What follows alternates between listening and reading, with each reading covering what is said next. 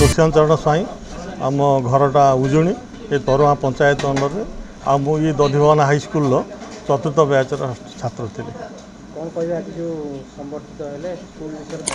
School आम 57तम वार्षिक उत्सव थिला।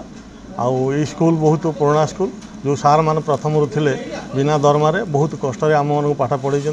शिक्षार हेतु प्रोफेशनल किसी नथिला कि माने कमर्शियलाइजेशन है नथिला बिना पैसा सार माने हमको ट्यूशन करती बहुत पढ़ापढ़ी करती आ प्रत्येक पिलांकर दायित्व सार नियंती से खाई न खाई से विषय भी पचारती जो शिक्षा देते हमको दीक्षा देते संस्कार देते से आम समाज में किसी ना किसी प्रतिष्ठा लाभ करके आज ये अवस्था चाकरी करके एडिशनल स्पेशल मु अवसर ग्रहण कर ये अनुष्ठान को मोर बहुत बहुत धन्यवाद। हाँ मु श्री शरद कुमार राउत अवसरप्राप्त गोष्ठी शिक्षा अधिकारी आनंदपुर तथा ये विद्यालयर पुरातन छात्र तथा विद्यालयर सहकारी शिक्षक और प्रधान शिक्षक थी। आज विद्यालयर 57तम प्रतिष्ठा दिवस महासमारोह पालन कराई। बहु संख्यक छात्र छात्री जो माने विद्यालय कृतित्व हासिल करछंती आमे 5 जन छात्र को पुरातन छात्र को संबर्ध कर तो ए वर्षर टॉपर को संबर्ध करछु। आमर जे थिले एडिशनल एसपी आमर थिले लुष्यन चरण स्वाई एवं ता सहित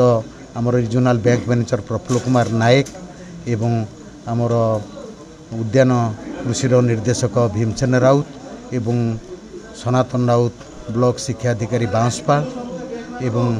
ता सहित आमर जो विद्यालय प्रतिष्ठा समय जो मानकर रही गुरुत्वपूर्ण भूमिका शिक्षक हिसाब से श्रीजुक्त लक्ष्मीधर पाड़ी एवं घनश्याम साहू तांको संबर्ध करूँ।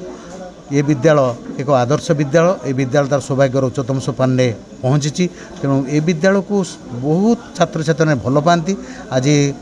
गत सुवर्ण जयंती यह परिलक्षित होती प्रतिफलित होती बहु संख्यक छात्र छात्री सहयोग करते तो आम 2-3 वर्ष यार विद्यालय प्रतिष्ठा दिवस पालन करछु। 17/7 रे से आज से परिपालित होती गोटे व्यतिक्रम हो तथापि आज महासमारोह आमर पालन होती उत्सव तेणु विद्यालय मु सर्वांगीन उन्नति कामना करुँच जगन्नाथ निकट में ये विद्यालय तार